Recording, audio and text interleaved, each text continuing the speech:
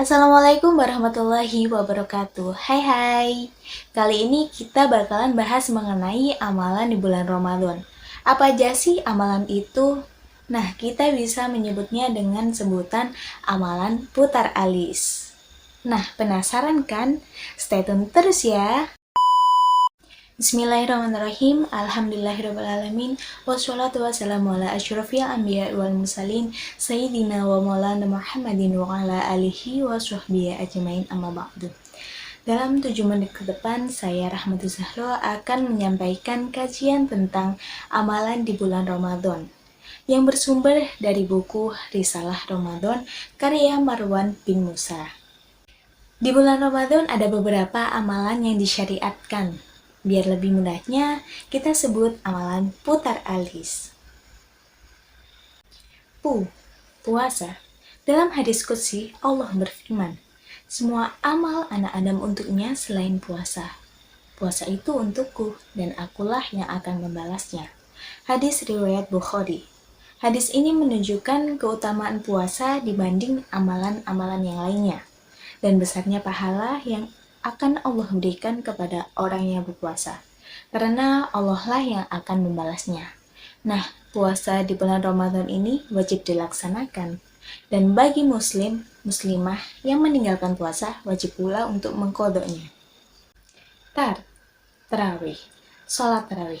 Rasulullah Shallallahu Alaihi Wasallam bersabda, barang siapa yang melakukan qiyam Ramadan atau sholat tarawih karena iman dan mengharapkan pahala, maka akan diampuni dosa-dosanya yang telah lalu. Hadis riwayat Bukhari. Lebih utama lagi jika sholat tarawih dilakukan berjamaah bersama imam hingga selesai, karena ganjaran yang didapatkan insya Allah akan lebih besar. Puasa sudah, sholat tarawih sudah, apalagi nih? Al-Quran. Memperbanyak membaca Al-Quran. Rasulullah Shallallahu Alaihi Wasallam bersabda, puasa dan Al-Quran akan memberikan syafaat kepada seorang hamba pada hari kiamat. Puasa akan berkata, ya Rabbi, aku mencegah dirinya untuk makan dan mencegah syahwatnya, maka berikanlah aku izin memberikan syafaat untuknya. Sedangkan Al-Quran berkata, aku telah mencegahnya dari tidur malam hari, maka berikanlah aku izin memberikan syafaat untuknya. Maka keduanya pun diizinkan memberi syafaat. Hadis riwayat Ahmad dan Tabrani, disahihkan oleh Syekh Al-Albani dalam Shahihul Jami'. Siang dan malam di bulan Ramadan adalah saat utama untuk beramal soleh. Maka manfaatkanlah dengan banyak membaca Al-Quran. Tidak hanya itu, kita juga bisa memperbanyak berzikir dan berdoa. Dan lebih utama lagi, jika pada bulan Ramadan kita bisa menghatamkan Al-Quran. Lailatul Qadar. Mencari malam Lailatul Qadar pada bulan Ramadan, terdapat suatu malam yang lebih baik dari 1000 bulan, yaitu malam Lailatul Qadar atau malam kemuliaan. Pada malam inilah saat diturunkannya Al-Quran. Nabi Shallallahu Alaihi Wasallam sendiri mencari Lailatul Qadar dan memerintahkan para sahabat untuk mencarinya.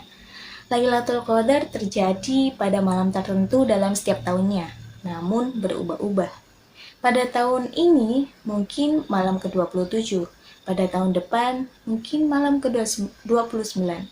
Mungkin hikmah mengapa malam Lailatul Qadar disembunyikan oleh Allah Ta'ala adalah agar diketahui siapa yang sungguh-sungguh dalam beribadah dan siapa yang bermalas-malasan dalam beribadah. Rasulullah Shallallahu Alaihi Wasallam bersabda, barang siapa yang melakukan sholat tarawih bertepatan dengan malam Lailatul Qadar karena iman dan mengharapkan pahala, maka diampuni dosa-dosanya yang telah lalu. Hadis riwayat Bukhari dan Muslim. Keutamaan dari malam Lailatul Qadar ini adalah bahwa amal soleh akan lipat gandakan pada malam ini, sehingga mencapai lebih baik dari 1000 bulan. Di antara kelebihan bulan Ramadan ini adalah doa-doa yang akan diijabah oleh Allah Subhanahu wa Ta'ala. Iktikaf. Setelah hari-hari biasanya kita sibuk terhadap urusan dunia, kita diminta hanya sebentar saja untuk menyibukkan diri dengan urusan akhirat atau fokus kepada akhirat, yaitu dengan beriktikaf. Salah satu sunnah yang senantiasa dikerjakan oleh Rasulullah di bulan Ramadan adalah iktikaf. Iktikaf artinya menetap di masjid dengan niat mendekatkan diri kepada Allah Azza wa Jalla. Para ulama juga sepakat bahwa iktikaf itu sunnah, bukan wajib.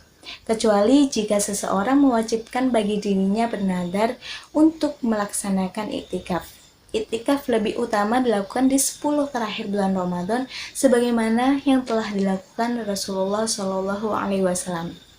Waktunya dimulai dari setelah sholat subuh dan berakhir sampai matahari tenggelam akhir bulan Ramadan. Iktikaf terlaksana dengan seseorang tinggal di masjid dengan niat beriktikaf baik lama atau hanya sebentar, dan ia akan mendapatkan pahala selama berada di dalam masjid. Amalan yang dilakukan ketika iktikaf diantaranya adalah hendaknya orang yang beriktikaf memanfaatkan waktunya yang ada dengan sebaik-baiknya, seperti memperbanyak dzikir, kemudian membaca Al-Quran, mengerjakan sholat-sholat sunnah, dan amalan sunnah lainnya, serta memperbanyak tafakur tentang keadaannya yang telah lalu, hari ini, dan yang akan datang. Juga merenungi hakikat hidup di dunia. Ia pun hendaknya menghindari perbuatan yang sia-sia, seperti banyak bercanda, banyak mengobrol, dan lain sebagainya. Sedekah. Dalam hadis yang diriwayatkan oleh Bukhari dan Muslim disebutkan bahwa Rasulullah Shallallahu alaihi wasallam adalah orang yang paling dermawan, dan beliau lebih dermawan lagi di bulan Ramadan, bahkan melebihi angin yang berhembus. Hal ini menunjukkan bahwa sepatutnya kita lebih sungguh-sungguh lagi beribadah dan beramal soleh, khususnya di waktu-waktu yang penuh keberkahan seperti bulan Ramadan ini. Termasuk bersedekah di bulan Ramadan adalah memberikan makanan untuk berbuka kepada orang yang berpuasa. Rasulullah Shallallahu alaihi wasallam bersabda, "Barang siapa yang memberi makanan untuk berbuka kepada orang yang berpuasa, maka ia akan mendapatkan pahala orang yang berpuasa itu tanpa dikurangi sedikit pun." Hadis riwayat Ahmad, Nasai, dan disahihkan oleh Al-Albani. Jadi itu amalan putar alis yang bisa kita implementasikan di bulan Ramadan ini. Dan dalam mengerjakan amalan tersebut, kita harus ikhlas ya, lillahi ta'ala. Semoga kita selalu dalam lindungan Allah SWT sehingga mampu menyempurnakan ibadah kita di bulan Ramadan ini. Amin amin ya rabbal alamin.